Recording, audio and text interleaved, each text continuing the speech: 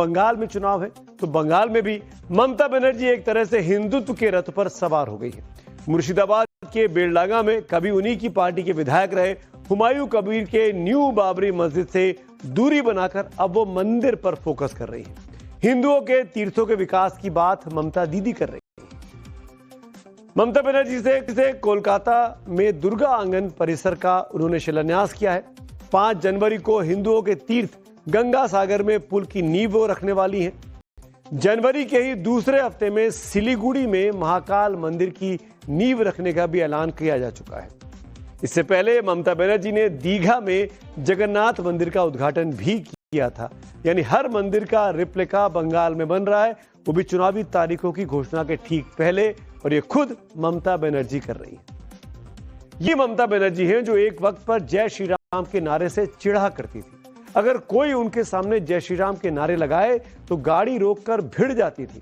जो कभी राम मंदिर को भी चुनावी स्टंट बताने से नहीं चूकती थी, वही ममता बनर्जी आज जय मां दुर्गे के नारे लगाने में नहीं हिचकिचाती। जय मां दुर्गा, जय मां दुर्गा, जय मां दुर्गा, सर्वधर्म जिंदाबाद, सर्वधर्म जिंदाबाद। चुनाव से पहले बंगाल की सियासत में मंदिर दर्शन की अहमियत क्या है, यह आप इन तस्वीरों को देखकर समझ सकते हैं। गृह मंत्री अमित शाह 3 दिन के कोलकाता दौरे का आज आखिरी दिन है। अमित शाह मंदिर जाना नहीं भूले। इस आखिरी दिन भी उन्होंने नॉर्थ कोलकाता के थनथानिया कालीबाड़ी मंदिर में जाकर दर्शन किए, पूजा अर्चना की और इसके बाद पार्टी कार्यकर्ताओं से संवाद किया और इसमें चुनावी रणनीति पर चर्चा की गई। इससे पहले मंगलवार को यानी कल गृह मंत्री अमित शाह ने कोलकाता में 15 अप्रैल 2026 के बाद बीजेपी सरकार बनाने का दावा किया था। एक बार ध्यान से सुनिए। 14 सालों से भय और भ्रष्टाचार ये बंगाल का पहचान बना हुआ है। बीजेपी सरकार का संकल्प 15 अप्रैल 2026 के बाद जब भाजपा सरकार बनेगी, बंग गौरव, बंग संस्कृति, उसके पुनर्जागरण की हम फिर से शुरुआत करेंगे।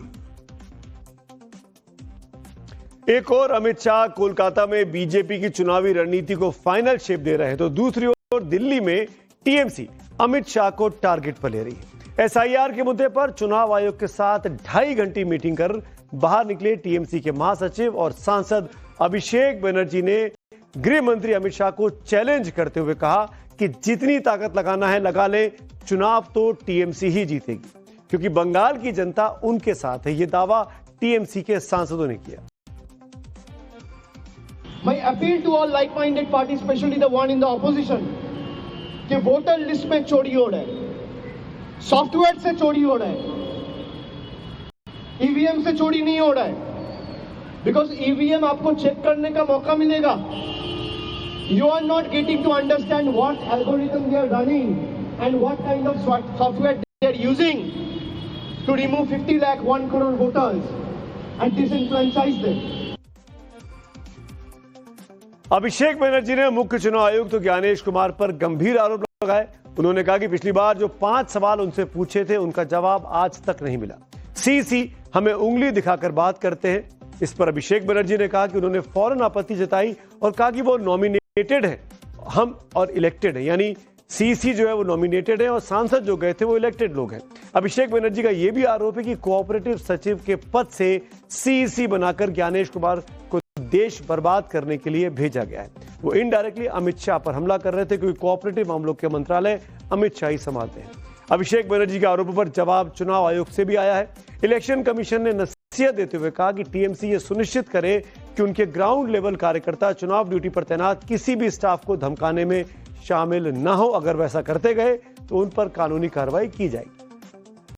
अब आगे बढ़ते आज की अगली